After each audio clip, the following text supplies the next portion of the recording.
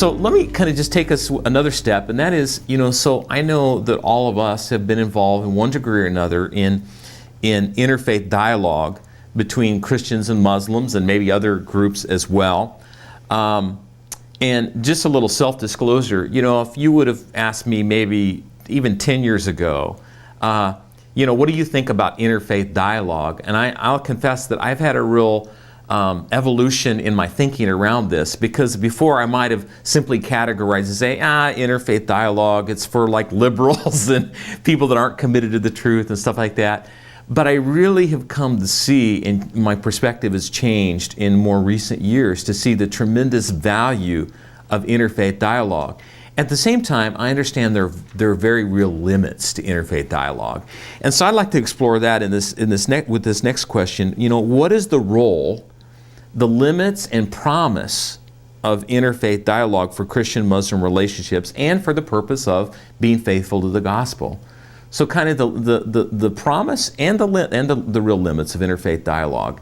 And Paul, would you want to start with that question? To me, the dialogue is the only solution to overcome all the misunderstanding between Muslims and Christian community. And we must take it as a spiritual warfare. It is a spiritual warfare. I have talked to many Muslims.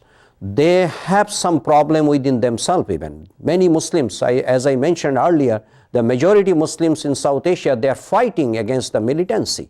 And it is distracting their country and destroying their countries and the values and all those things. Many Muslims don't like that. That's militancy in Islam. So they are also taking it as a spiritual warfare.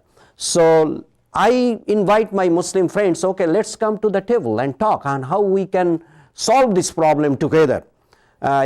So dialogue is the only solution. That is to me, that interfaith dialogue. And I have been engaged myself with many dialogues, especially Christian Muslims dialogue. So, and I think this is the only solution. Yeah, it's good. I know Dave and Nathan, you guys have been involved a lot in interfaith dialogue, and so Nathan, maybe you could speak to this as well. Yeah, this is a great question. I think it is in many respects, as Paul says, you almost have to smile. I mean, it is the only way forward. It is one of the only ways forward in terms of the relations. We must learn how to talk to each other, with each other, not past each other, et cetera, et cetera. I think from the Christian perspective, dialogue for me is an incredible opportunity for hospitality. Because, I think David will appreciate this, spending so much time in a Middle Eastern culture and Paul in a South Asian context. But this language of hospitality, a lot of times I like to say to students, both Christians and Muslims that I'm involved with, this is our kinds of dialogue. I want you to be comfortable being the host of your faith and the guest in the other's faith. This is, again, the case of you do not have to be something different over here, a third way, some sort of thing where we wouldn't agree to this thing. Be the host of your own faith, come from that point of identity, but also be a good guest, be a good guest in the other's faith. And so this language of hospitality really animates, for me, dialogue. And there's a great Arab Christian example of this. He, as far as I know, maybe still directs the interfaith relations arm of World Vision, Chakat Mukhari, and grew up in a Arab Christian context and wrote an article several years ago for Christianity Today about his dialogue with Islam. And he talks about that dialogue is beyond verbal witness. Dialogue is a way of life.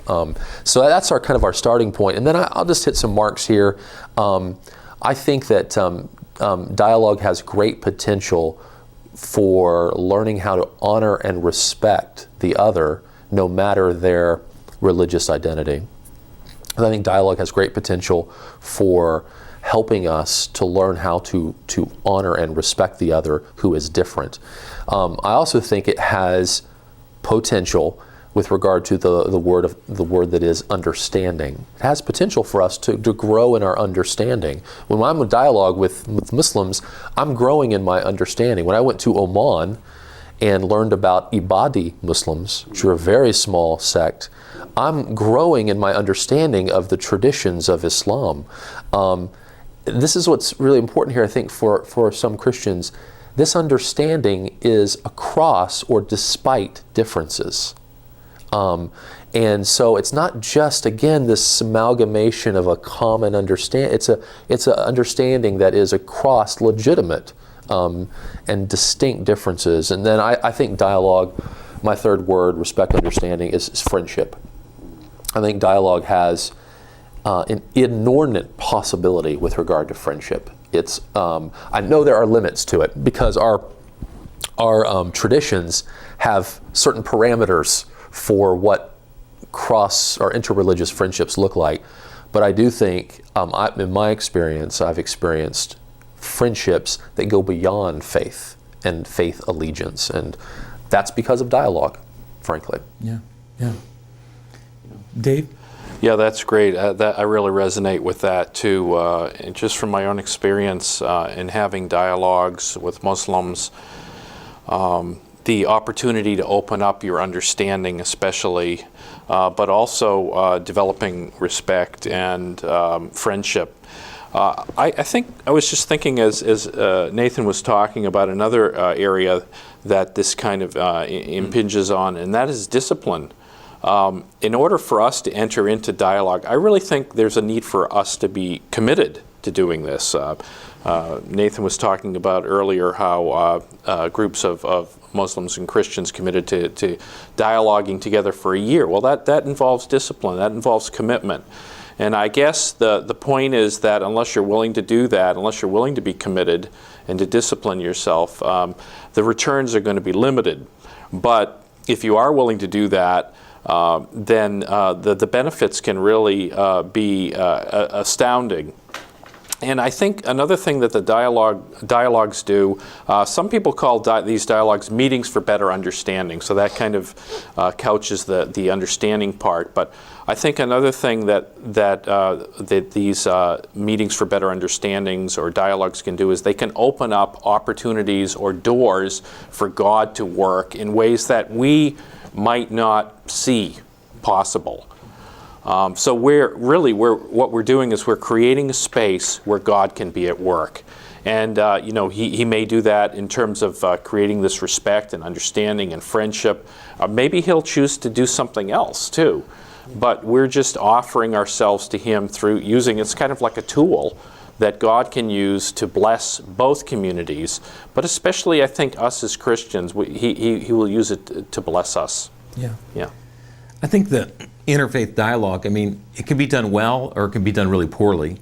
In our mental model of the way we think about interfaith dialogue, for some Christians or Muslims, it's an opportunity for debate. And while there may be times where you set up and going in that it's a debate, there are times for that. Interfaith dialogue really isn't about debate, it's about understanding. And because Christians have misunderstanding about Muslims, and Muslims have misunderstanding about Christians. And so that really is, I think, the purpose of the best of interfaith dialogue. And then sometimes it can also maybe go south, not only because debate, but it can maybe go south because it can just become boring. And maybe sometimes it becomes boring in the long run because we're not willing to go to those more challenging places. In other words, we're just dealing with all the commonalities on the surface. We're not trying to upset anybody. But I think as the relationship develops, we should be able to go to those places that deal with our distinctives and our differences as well. And then the interfaith dialogue has to go, if it's going to be meaningful, I think it has to go beyond dialogue itself. It should go, as some of you brothers have alluded to relationship and friendship. And even in my little bit of involvement, when I've had dialogue with Muslims or been in environments where dialogue's been going on, that's one thing. It's another thing to actually go with a Muslim some way and take a journey together or spend some extended time or to go do service together and then eat a meal together and then learn about one another's family. And so I think if interfaith dialogue can help facilitate some of these deeper levels of relationship, it can also serve a positive purpose. Can I add something? Sure.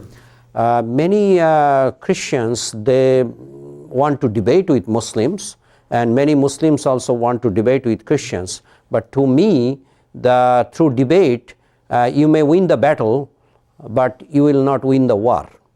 And as I mentioned in the beginning, that we have to take it as a spiritual warfare. We have to take it. I can share with you my experience. In the dialogue, I think we can practice ourselves, and as Dave said, we can discipline ourselves to listen to others with a mutual respect.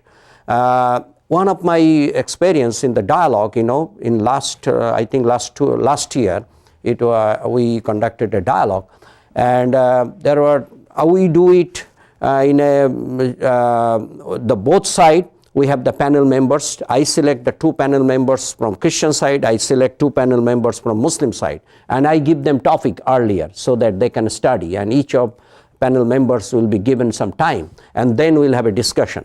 So, unfortunately, one of the panel members did not show up from the Muslim side. So, only 1 panel members in the Muslim side, but 2 panel members of the Christian side are present. But in our open discussion, one of the Christian guy raised the issue and asked my Muslim friend, can you explain to us that we have heard that righteous Muslim will have a reward at the end, and they will get a lot of virgins in paradise. And my Muslim friend frankly said, yes, I also heard about it, but I cannot explain to it all those things because I don't know much about that. I really learned something from him, that he agreed, that he said he doesn't know. So many times in the dialogue, we Christians pretend we know everything, Muslim doesn't know anything. And we learn from our Muslim friend.